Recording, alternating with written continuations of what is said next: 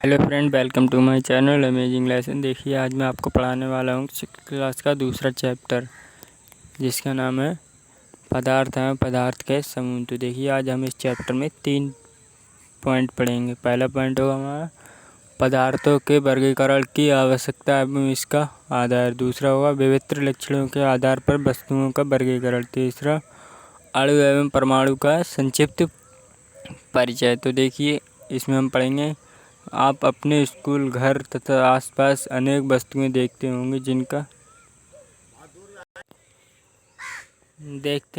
आप दैनिक जीवन में उपयोग करते हैं, जैसे तख्त, कुर्सी, खुरपी, हवा, पेड़ पौधे आदि। इनमें से कुछ वस्तुएं मनुष्य द्वारा बनाई गई हैं और कुछ प्रकृति में पाई जाती हैं। ये सभी पदार्थों से मिलकर बनी होती हैं। हमारे आसपास की सभी वस्तुएं जिनमें भार होता है, जो स्थान घेरती हैं तथा जिसका ज्ञानेंद्रियों द्वारा एहसास किया जा सकता है, पदार्थ कहलाती हैं। अतः प्रत्येक पदार्थ स्थान घेरता है तथा उसमें भार होता है। देखिए दोस्तों, आगे हम पढ़ेंगे। आइए प्रतिदिन उपयोग होने वाली कुछ निर्जीव वस्तुओं को अपने परिवेश में एकत्रित करें। इस एकत्रित संग्रह हमारे पास हो सकता है बाल्टी, खुरपी, थाली आदि होंगे। इन वस्तुओं को ध्यान से देखिए तथा प्रत्येक वस्तु जिन जिन पदार्थों से बनी है उसको पहचानने का प्रयास कीजिए। बाल्टी प्लास्टिक की होती है और लोहे से खुरपी बनती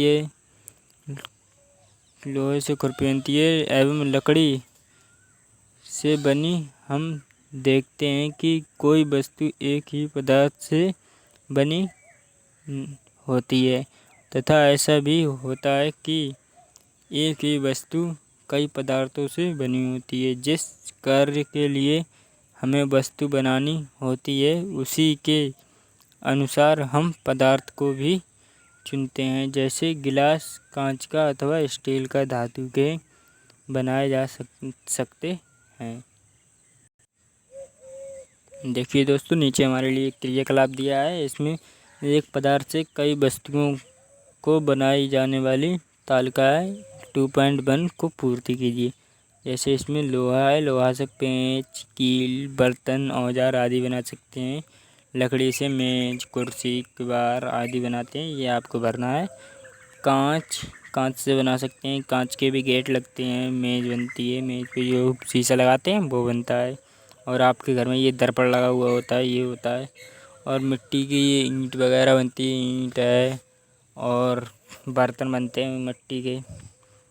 देखिए दोस्तों, अगला पॉइंट होगा हमारा पदार्थ के वर्गीकरण की आवश्यकता एवं आधार। तो आप इसमें देखेंगे, हम पढ़ेंगे इसमें वर्गीकरण क्या होता है। तो वर्गीकरण जब हम वस्तु को उनके विशेष गुणों,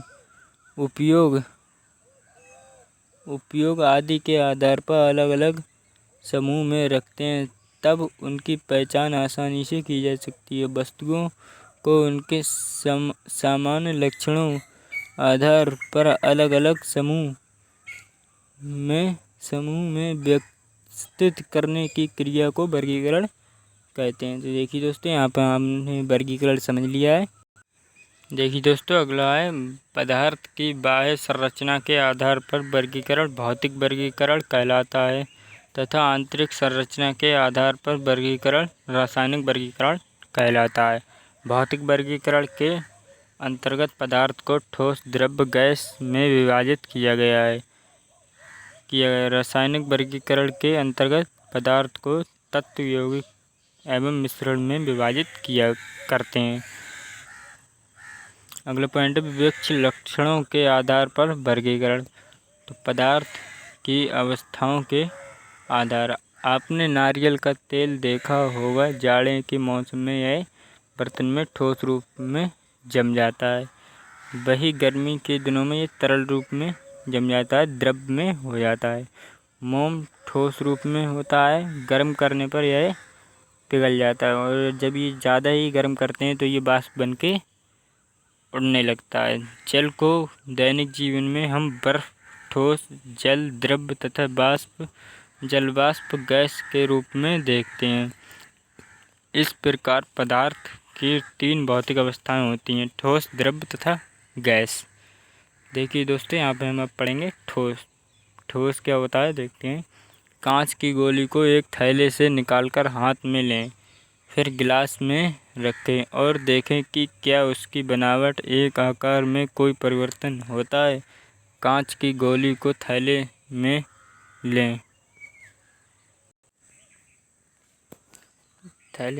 हाथ में लें अथवा गिलास में लें। इसका आकार व आयतन निश्चित होता है। इससे स्पष्ट है कि ठोस पदार्थों का आकार व आयतन दोनों निश्चित होता है। ठोस पदार्थों में कण, अणु, देखिए दोस्तों, कण और अणु एक ही होता है, इसमें कोई कन्फ्यूजन नहीं होनी चाहिए। तो कण, अणु बहुत पास पास होते हैं। इनमें आपसी आकर्षण बल बहुत अधिक होता है, जो इन्हें एक साथ बांधे रखता है। ठोस पदार्थ के कण अपने स्थान पर लगभग स्थिर रहते हैं, इसी कारण इनकी आकृति एवं आयतन दोनों निश्चित होते हैं। देखिए दोस्तों, अगला पॉइंट है हमारा द्रव। द्रव क्या होता है ये पढ़ेंगे अब हम। द्रव एक लीटर नपना बर्तन को पूरा पानी से भरें। अब उस पानी को एक भगोने में उड़ेलें। हम देखते हैं कि जब पानी नपने में था तब नपने की आकृति का दिखाई दे रहा था, और जब भगोने में उड़ेला गया तब उसकी आकृति भगोने जैसी दिखाई देने लगी, किंतु उसके आयतन में कोई परिवर्तन नहीं हुआ।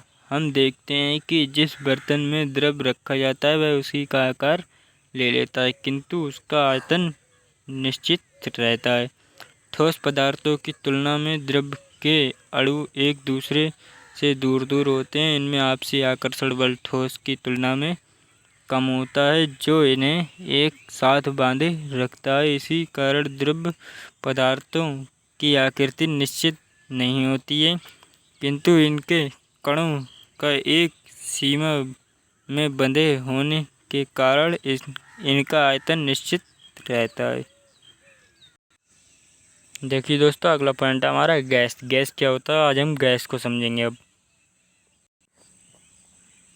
घर में अगरबत्ती जलती हुई देखा होगा, इनमें से काले भूरे रंग का धुआं निकलता है। इस धुएं की बनावट, एक आयतन दोनों निश्चित नहीं होते हैं।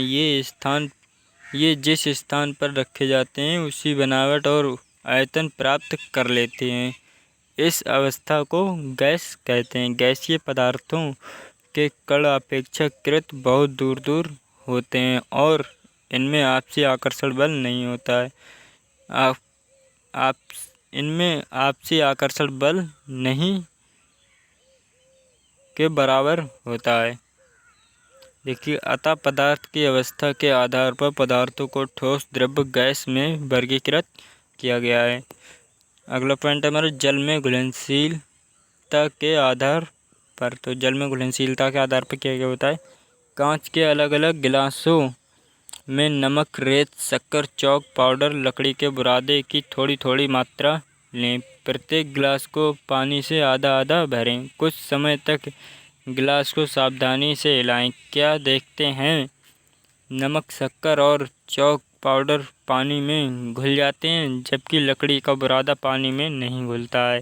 किसी द्रव जैसे पानी में घुलने वाले पदार्थों को घुलनशील या अविलय पदार्थ कहते हैं। इसी प्रकार किसी द्रव जैसे पानी में ना घुलने वाले पदार्थ को अघुलनशील या अविलय पदार्थ कहते हैं। कुछ पदार्थ ऐसे होते हैं जो एक द्रव में घुलनशील परंतु दूसरे द्रव में अघुलनशील होते हैं। जैसे नमक पानी में घुलनशील है किंतु मिट्टी के तेल में अघुलनशील है। इसी प्रकार आप जल में घुलनशीलता के आधार पर पदार्थों का वर्गीकरण कर सकते हैं। देखिए दोस्तों, अगला पॉइंट है हमारा जल के सापेक्ष भार के आधार पर। तो ऐसे कुछ पदार्थ जल की अपेक्षा भारी तथा कुछ हल्के होते हैं।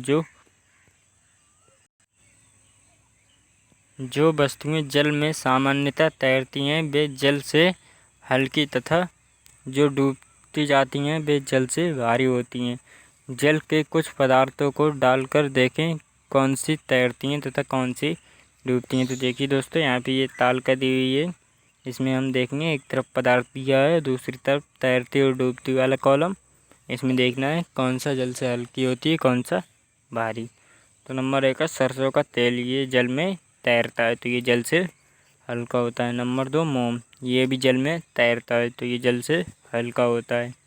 नंबर 3 लोहे की कील, जल में डूबती है, जल से भारी होती है।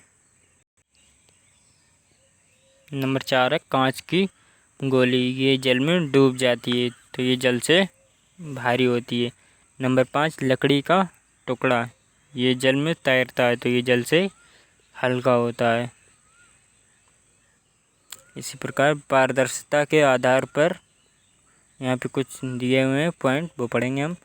लकड़ी, कांच, तेल लगे कागज़, पॉलीथीन आदि के छोटे छोटे चौकोर टुकड़ों को एकत्रित करके इन्हें एक एक करके सूर्य के प्रकाश की सीध में रखें और अवलोकन करें कि क्या प्रकाश सभी वस्तुओं के आर पार निकल जाता है। नंबर 1 पॉइंट है वे पदार्थ जिनके आर पार देखा जा सकता है पारदर्शी कहलाते हैं। पदार्थ के इस गुण को पारदर्शिता कहते हैं, जैसे कांच, जल आदि।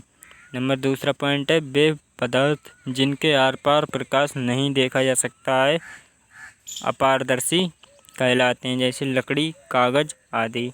नंबर 3 पॉइंट है वे पदार्थ जिनके द्वारा धुंधला या आंशिक रूप से आर पार देखा जा सकता है वे पारभासी कहलाते हैं, जैसे तेल लगा कागज़, पेंट लगा कागज़ आदि। इसी प्रकार क्रियाकलाप हम 2 देखें। घर, पास पड़ोस तथा विद्यालय में पाए जाने वाले अपारदर्शी, पारदर्शी तथा पारभासी वस्तुओं को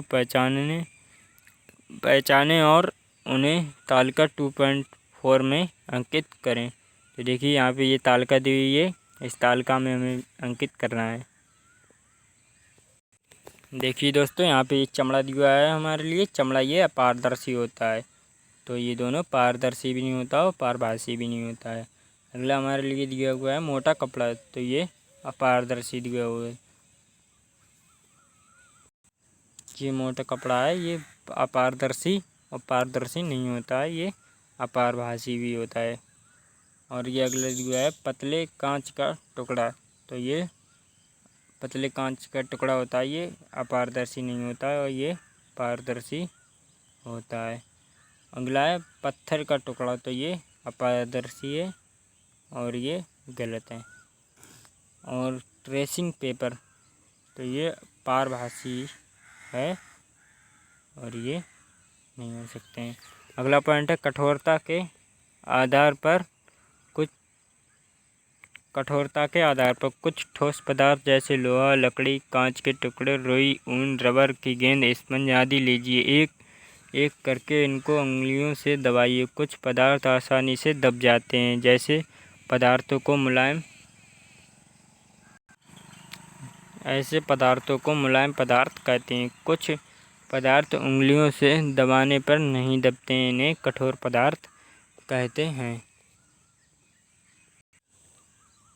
अगला पॉइंट है हमारा चुंबक के सापेक्ष व्यवहार के आधार पर। तो देखिए, चुंबक जिन पदार्थों को चिपका लेता है अर्थात अपनी ओर आकर्षित करता है वे चुंबकीय, तथा जिन पदार्थों को आकर्षित नहीं करता वे अचुंबकीय पदार्थ कहलाते हैं। चुंबक लोहे से बनी वस्तुओं को अपनी ओर खींचता है। लोहे के अतिरिक्त चुंबक निकेल, कोबाल्ट जैसे अन्य धातुओं से बनी वस्तुओं को भी अपनी ओर आकर्षित कर लेता है। अगला पॉइंट है दोस्तों हमारा पदार्थों के निर्माण की मौलिक इकाई। तो इसमें देखेंगे चौक अथवा कोयले का बड़ा बड़ा टुकड़ा लें, इसे पीसकर टुकड़ों में विभाजित कर लें। इसके हर टुकड़े में उस पदार्थ का गुण विद्यमान होगा। अब इसे इतना अधिक पीसें कि यह पाउडर के रूप में आ जाए। अब इस पाउडर को किसी महीन कपड़े से छान लें। छानने पर बहुत महीन कण प्राप्त होते हैं, अर्थात छोटे कण भी अनेक अत्यधिक छोटे कण से मिलकर बने होते हैं। हम इसी प्रकार और अति सूक्ष्म कणों की कल्पना कर सकते हैं। इस क्रियाकलाप से स्पष्ट है कि पदार्थ स्वयं सूक्ष्म कणों से मिलकर बने होते हैं। इन्हें अणु या परमाणु कहते हैं। तो देखिए दोस्तों, अगला पॉइंट हमारा अणु। अणु क्या होता है? पदार्थ का वह सूक्ष्मतम कण जो स्वतंत्र अवस्था में रह जा सकता है तथा उसमें पदार्थ के सभी गुण विद्यमान होते हैं, अणु कहलाते हैं। किसी तत्व के सभी गुण एक समान होते हैं तथा भिन्न भिन्न तत्वों के अणु गुणों के भिन्न भिन्न होते हैं।